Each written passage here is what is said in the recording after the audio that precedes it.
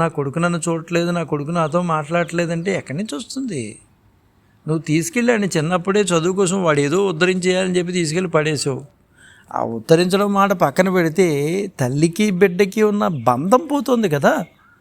ఆ బంధం గురించి ఆలోచించట్లేదు. మావాడు ఏదో అయిపోవాలి, ఎక్కడికో వెళ్ళిపోవాలి అనుకుంటున్నాడు, కానీ ఎక్కడికి వెళ్ళు.